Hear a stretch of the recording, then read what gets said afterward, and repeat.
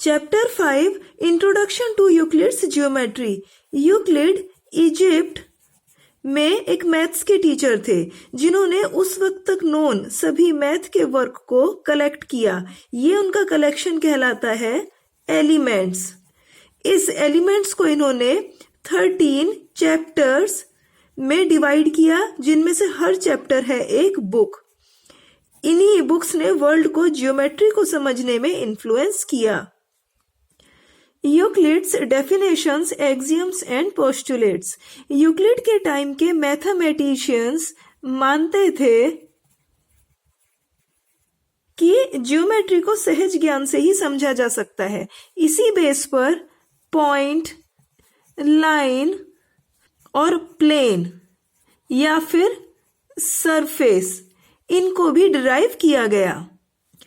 अब स्पेस, इसकी स्टडी और स्पेस में कोई सॉलिड और इस सॉलिड के चारों ओर जो स्पेस है, इसकी स्टडी के बेस पर सॉलिड ऑब्जेक्ट, इसका एक एब्स्ट्रैक्ट ज्योमेट्रिकल नोशन या फिर एक विचार दिया गया। क्या कि जो सॉलिड होता है इसकी कोई शेप होती है, जैसे कि ये एक चाकोर है, ये सॉलिड।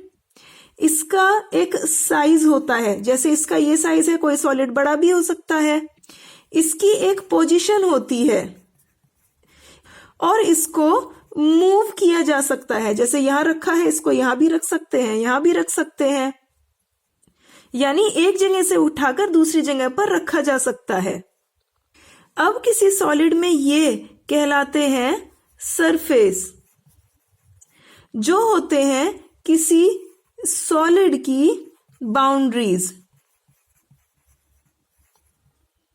इस सरफेस को समझा जाता है कि इसकी कोई थिकनेस नहीं होती है। अब ये जो सरफेस है इसकी बाउंड्रीज कहलाती हैं ये स्ट्रेट लाइन, ये लाइन, ये लाइन, ये लाइन और ये लाइन। तो सरफेस बाउंड्रीज हो गई ये स्ट्रेट लाइंस, जहां ये स्ट्रेट लाइंस एंड होती हैं इन पॉइंट्स पर। अब यहां पे हमने सॉलिड से लेके पॉइंट्स तक 3 स्टेप्स लिए। पहला solid to surface, second surface to straight lines, then straight lines to points. जहां पे कोई सॉलिड, इसमें 3 डायमेंशंस होती हैं, जैसे फर्स्ट डायमेंशन, सेकंड डायमेंशन और ये थर्ड डायमेंशन। अब सरफेस पे आते हैं। ये जो हमें दिख रहा है ये सरफेस है, ये सरफेस है या फिर ये सरफेस है। तो इस सरफेस में केवल 2 डायमेंशंस हैं, ये फर्स्ट डायमेंशन और ये सेकंड डायमेंशन। अब स्ट्रेट लाइन पर आते हैं। ये है एक स्ट्रेट लाइन, ये है सेकंड स्ट्रेट लाइन, ये है थर्ड स्ट्रेट लाइन। तो स्ट्रेट लाइन में यहाँ पे केवल लेंथ है, तो यानी स्ट्रेट लाइन में केवल 1 डायमेंशन होती है। और ये जो पॉइंट है इनमें कोई डायमेंशन नहीं होती, यानी नो डायमेंशन। अब इन्हीं स्टेटमेंट्स को यूक्लिड ने समराइज किया और 23 डेफिनेशंस दी, जिनको इन्होंने एलिमेंट्स इसकी फर्स्ट बुक में लिखा। अब इनमें से कुछ डेफिनेशंस को लेते हैं। फर्स्ट डेफिनेशन, ए पॉइंट, पॉइंट की डेफिनेशन दी है इज दैट, यानी पॉइंट वो होता है विच हैज नो पार्ट, जिसके हिस्से नहीं किए जा सकते। समझा ही जा सकता है, जैसे ये है पॉइंट। हिस्से करने के लिए किसी चीज का एरिया होना चाहिए, तो पॉइंट इसका ना कोई एरिया होता है और इसीलिए ही इसके पार्ट भी नहीं किए जा सकते। Second definition, A line is breathless length, यानी लाइन एक ऐसी लेंथ है जिसमें ब्रेथ नहीं होती।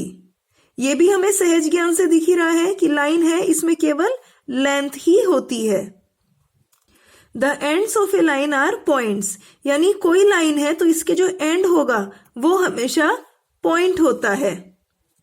ए straight line is a line which lies evenly with the points on itself, यानी कोई स्ट्रेट लाइन ऐसी लाइन होती है जिस पर पॉइंट्स इवनली होते हैं। फिफ्थ, ए सरफेस यानी ये जो सरफेस है इज दैट वो होता है which has length and breadth only. ये सरफेस की लेंथ है, ये ब्रेथ है। अभी हमने यहाँ पढ़ा था कि सरफेस में केवल 2 डायमेंशन होती है, तो पॉइंट उसको हमने यहाँ पे पढ़ा, स्ट्रेट लाइन इसको हमने यहाँ पढ़ा और सरफेस इसको हमने यहाँ पढ़ा। अब नेक्स्ट डेफिनेशन है कि the edges of a surface are lines, कि ये जो सरफेस है इसकी जो एज है या फिर बाउंड्री वो ये लाइन होती है। सेम चीज हमने यहाँ पढ़ी थी जो यहाँ 6th डेफिनेशन में लिखी है। अब ये सॉलिड, इसको हमने जो यहाँ समझा था इसी बेस पर ये डेफिनेशंस दी गई जिसमें लेंथ, पॉइंट, लाइन ये कुछ वर्ड्स आए हैं। जैसे अगर इस डेफिनेशन में पॉइंट इसको डिफाइन किया जाए तो वर्ड आता है नो पार्ट, यानी जिसका कोई हिस्सा नहीं होता, हिस्सा उसका होगा जिसका एरिया होता है। यानी किसी एक पॉइंट, इस वर्ड को समझाने के लिए हमें और भी बहुत सी डेफिनेशंस देनी होंगी। तो इसीलिए लेंथ, लाइन, पॉइंट इनको अनडिफाइंड ही छोड़ दिया गया और मान लिया गया कि इनको तो सहज ज्ञान से ही समझा जा सकता है। तो यूक्लिड ने डेफिनेशंस वे दी जिनको आगे प्रूव करने की कोई जरूरत नहीं है। वे ऑब्वियस यूनिवर्सल ट्रूथ ही होते हैं। जैसे ये पॉइंट होता है, ये लाइन होता है, लाइन इन पॉइंट्स पर एंड होती है, ये सरफेस होता है, ये सब ऑब्वियस यूनिवर्सल ट्रूथ है, इनको इसी तरीके से माना जाता है, कुछ भी इसमें प्रूव करने की जरूरत नहीं है। वे हैं यूक्लिड्स की डेफिनेशंस। अब उन्होंने डेफिनेशंस को एक्सियम्स और पोस्टुलेट्स इन 2 टाइप्स में डिवाइड किया, जिसमें पोस्टुलेट्स वे थी जो जियोमेट्रिकली स्पेसिफिक थी, यानी बेसिकली जिनका ज्योमेट्री में ही यूज किया गया, जबकि एक्सियम्स वे थी जो ज्योमेट्रिकली स्पेसिफिक नहीं थी, जिनका थ्रू आउट मैथमेटिक्स में यूज किया गया। तो अब हम यूक्लिड्स इनकी एक्सियम्स को लेते हैं और कुछ एक्सियम्स को समझते हैं। यूक्लिड्स एक्सियम्स, तो यूक्लिड की फर्स्ट एक्सियम लेते हैं कि थिंग्स, मान लिया ये थिंग्स हैं A B which are equal to the same thing, यानी कि ए बी इक्वल है किसी सेम थिंग, मान लिया सी के, यानी ए वो भी इक्वल है सी के और बी वो भी इक्वल है सी के, are equal to one another, तब ये जो ए और बी है ये एक दूसरे के इक्वल होंगी। यानी ए अगर वो सी के बराबर है, बी वो भी सी के इक्वल है, तो ए बी वो आपस में इक्वल होंगी। सेकेंड एक्सियम है if equals are added to equals, जैसे कि यहाँ 1 1 के इक्वल है और 2 2 के इक्वल है, तो जब इनको ऐड कर दिया जाता है यानी 1 + 2 equal to 1 + 2, the wholes are equal, तब ये जो होल है, जैसे 1 + 2 है 3 और ये जो 1 + 2 है ये भी है 3, तब ये जो होल होते हैं वो इक्वल होते हैं। यहाँ पे 3 3 के ही इक्वल होता है। थर्ड एक्सियम है if equals are subtracted from equals, जैसे 3 3 के इक्वल है और 1 1 के इक्वल है, तो अगर इनको अब की ऐड करने की बजाय जो सेकंड एक्सियम में था सब्ट्रैक्ट कर दिया जाए, यानी 3 - 1 यहाँ 3 - 1, तब इनके जो रिमाइंडर्स होंगे, जैसे 3 - 1 यानी 2, 3 - 1 यानी 2, वे भी इक्वल होंगे। यहाँ पे 2 2 के इक्वल होता है। अब fourth axiom things which coincide with one another, यानी अगर कुछ थिंग्स हैं जो कि एक दूसरे से मेल खाती हैं, बिल्कुल एक जैसी हैं, are equal to one another, तब वे एक दूसरे के इक्वल होंगी। Fifth axiom the whole is greater than the part, जैसे कि अगर ये कोई होल है और इसका ये हमने कोई हिस्सा कर दिया, तो ये जो होल है वो अपना ये पार्ट है इससे ग्रेटर देन होगा। ये होल अगर है ए और ये इसका एक पार्ट है, इसका एक हिस्सा है, तो ए ग्रेटर देन होगा बी के, यानी ए अगर b इसमें इस होल का बचा हुआ हिस्सा अगर वो है c ऐड कर दिया जाए तो a इक्वल हो जाएगा b प्लस c के। 6 एक्सियम्स है things which are double of the same things.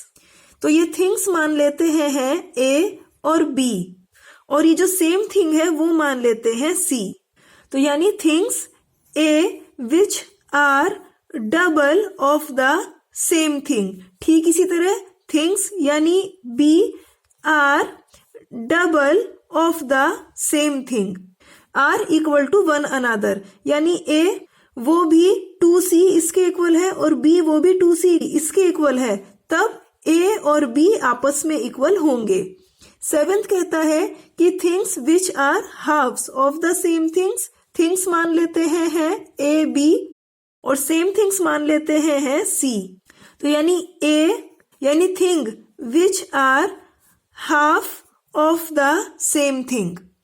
इसी तरह थिंग्स यानी b which are half of the same thing are equal to one another, यानी a भी है c बाई 2 इसके इक्वल और b भी है c बाई 2 इसके इक्वल, तब a और b आपस में इक्वल होंगे। ये है यूक्लिड्स की एक्सियम्स। अब इसी तरीके से यूक्लिड्स ने कुछ पोस्टुलेट्स भी दी जिनको अब हम पढ़ेंगे। Euclid's 5 postulates. यूक्लिड की 5 पोस्टुलेट्स में से फर्स्ट पोस्टुलेट लेते हैं कि ए straight line may be drawn from any one point two any other point, यानी कि 2 डिस्टिंक्ट पॉइंट हैं। तब इन 2 पॉइंट से होकर केवल एक यूनिक स्ट्रेट लाइन ही पास हो सकती है और ये स्ट्रेट लाइन हमेशा यूनिक ही होती है। अब इस रिजल्ट को हम एक एक्सियम इससे समझ सकते हैं, जैसे एक्सियम 5.1 गिवन 2 डिस्टिंक्ट पॉइंट्स, यानी कि अगर 2 डिस्टिंक्ट पॉइंट्स दिए हुए हैं तो मान लेते हैं ये है एक पॉइंट P और ये है एक पॉइंट Q। तब पॉइंट P इससे ये एक स्ट्रेट लाइन पास होती है, ये एक स्ट्रेट लाइन पास होती है, ये एक स्ट्रेट लाइन पास होती है और इसी तरह से हम ये एक लाइन ये भी ड्रॉ कर सकते हैं जो कि इस पॉइंट P इसी से ही पास हो रही है। यानी किसी पॉइंट से इनफाइनाइटली मैनी लाइंस पास होती हैं। ठीक इसी तरह ये है पॉइंट Q, इससे भी ये एक स्ट्रेट लाइन पास होती है, ये भी एक स्ट्रेट लाइन पास होती है, ये भी एक स्ट्रेट लाइन पास होती है। तो यानी इस पॉइंट से भी इनफाइनाइटली मैनी लाइंस पास होती हैं, लेकिन कोई ऐसी लाइन जो इस पॉइंट P इससे तो पास होती ही है, पॉइंट Q इससे भी पास होती हो, तो ऐसी लाइन हमेशा यूनिक होती है। There is a unique line that passes through them, यानी किसी एक पॉइंट से तो इनफाइनाइटली मैनी लाइंस पास होती हैं, लेकिन इन दोनों ही पॉइंट से कोई यूनिक लाइन ही पास होगी, यानी केवल एक ही लाइन होगी जो इन 2 पॉइंट से पास होगी। अब लेते हैं पोस्टुलेट सेकंड। पोस्टुलेट 2, अगर एक स्ट्रेट लाइन है जिसके दोनों किनारों पर एरो होते हैं, एरो का मतलब है कि ये लाइन इस डायरेक्शन में और इस डायरेक्शन में आगे इनफाइनाइट तक बढ़ती जा रही है, तो ये कहलाती है लाइन। वहीं अगर इस लाइन से कोई एक हिस्सा ले ले, जैसे ये हमने एक हिस्सा ले लिया जिसके एंड पॉइंट्स होते हैं, यानी ये लाइन यहां और यहां खत्म हो रही है, एरो नहीं लगे हैं, यानी ये इस लाइन की तरह दोनों डायरेक्शन में आगे नहीं बढ़ती जा रही है, तब ये कहलाती है लाइन सेगमेंट। यानी ये है इस लाइन का सेगमेंट, यानी एक हिस्सा। इसी लाइन सेगमेंट को यूक्लिड ने कहा टर्मिनेटेड लाइन, यानी एक लाइन जिसको टर्मिनेट कर दिया गया हो, जिसके 2 एंड पॉइंट्स हो। तो अब ये पोस्टुलेट में कहा गया है कि a terminated line can be produced indefinitely, कि किसी टर्मिनेटेड लाइन को इनफाइनाइट तक आगे बढ़ाया जा सकता है। यानी ये जो एंड पॉइंट है, अगर इसको आगे एक्सटेंड करना शुरू कर दे और एरो लगा दे, ठीक इसी तरह इस एंड पॉइंट को भी आगे एक्सटेंड करना शुरू कर दे और यहाँ एरो लगा दे, तो ये लाइन सेगमेंट या फिर ये टर्मिनेटेड लाइन इनडेफिनेटली यानी इनफाइनाइट तक आगे प्रोड्यूस हो जाएगी और तब ये लाइन सेगमेंट भी बन जाएगी एक लाइन।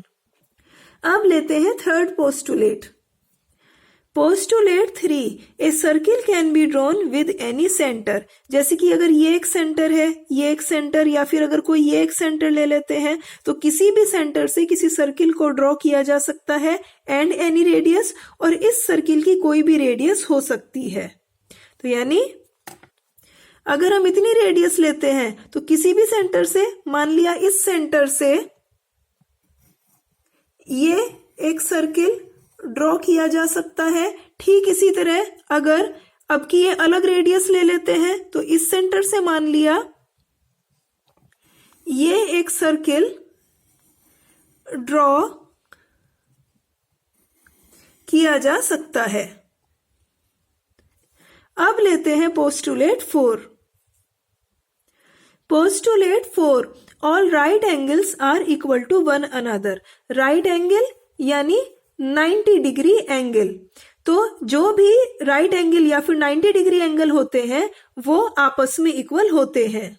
जैसे ये एक ट्रायंगल है, इसमें ये वाला एंगल है राइट एंगल और इस ट्रायंगल में ये वाला एंगल है राइट एंगल, तो ये दोनों आपस में इक्वल हैं। अब लेते हैं postulate 5। Postulate 5, if a straight line falling on two straight lines, यानी अगर कोई एक स्ट्रेट लाइन किन्हीं टू स्ट्रेट लाइन से होकर जाती है, जैसे यहाँ ए बी और सी डी ये है टू स्ट्रेट लाइन्स, जहां पे ए बी और सी डी ये आपस में पैरेलल नहीं है, जबकि यहाँ पे ई एफ और जी एच ये है टू स्ट्रेट लाइन्स, जहां पे ई एफ और जी एच ये आपस में पैरेलल हैं। तब अगर यहाँ इन ए बी सी डी इससे होकर ये एक straight line P Q pass होती है और यहाँ पे एक्स वाई ये एक straight line E F G H इनसे होकर पास होती है, तब makes the interior angles on the same side, तब इस सिंगल स्ट्रेट लाइन इसके किसी एक साइड में, जैसे इस लाइन की एक साइड ये है और एक साइड ये है, तो किसी एक साइड में जो इंटीरियर एंगल्स बनेंगे, जैसे इस लाइन के एक साइड में इंटीरियर एंगल्स हैं 65 डिग्री और 80 डिग्री और दूसरी साइड में इंटीरियर एंगल्स हैं 115 और 100। If taken together less than two right angles, two right angles, right angle होता है 90 डिग्री, टू राइट एंगल यानी 90 डिग्री प्लस 90 डिग्री यानी 180 डिग्री। तो अगर इन इंटीरियर एंगल्स इनको टुगेदर लिया जाए, यानी अगर इनका एडिशन कर दिया जाए, तो जैसे हमने 65 डिग्री प्लस 80 डिग्री इनका एडिशन किया तो हमें मिला 145 डिग्री, और यहाँ पे अगर हमने 115 प्लस 100 डिग्री इनका एडिशन किया तो हमें मिला 215 डिग्री।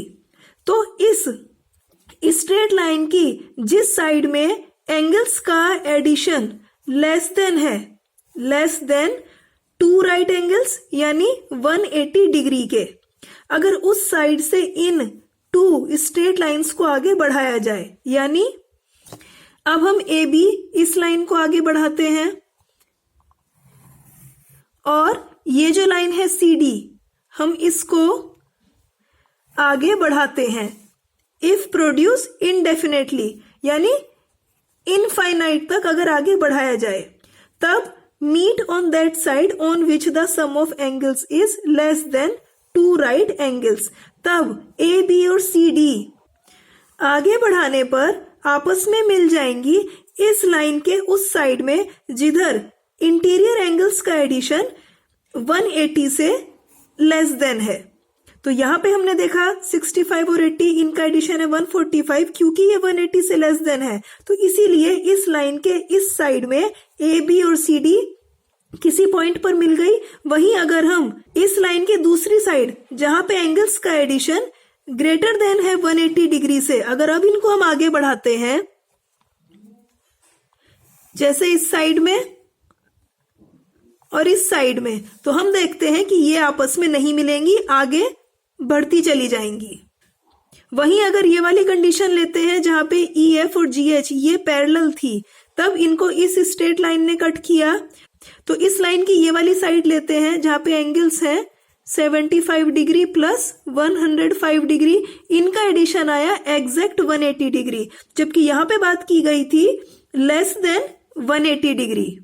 तो अगर 180 डिग्री से लेस देन है तब मिलेंगी, 180 डिग्री से ज्यादा है तब नहीं मिलेंगी, और अगर एग्जैक्टली 180 डिग्री के इक्वल है, और अगर इधर की साइड लेते हैं जो कि है 105 प्लस 75, तो ये भी आ जाता है 180 डिग्री, तभी भी अगर इन लाइंस को आगे बढ़ाया जाए तो ये आपस में कभी नहीं मिलेंगी। तो ये पोस्टुलेट कहती है कि केवल इंटीरियर एंगल्स का एडिशन 180 डिग्री से लेस देन होने पर ही ये टू लाइंस आपस में किसी पॉइंट पर मिल जाती हैं। और अब ये आर्टिकल भी यहां हो गया है।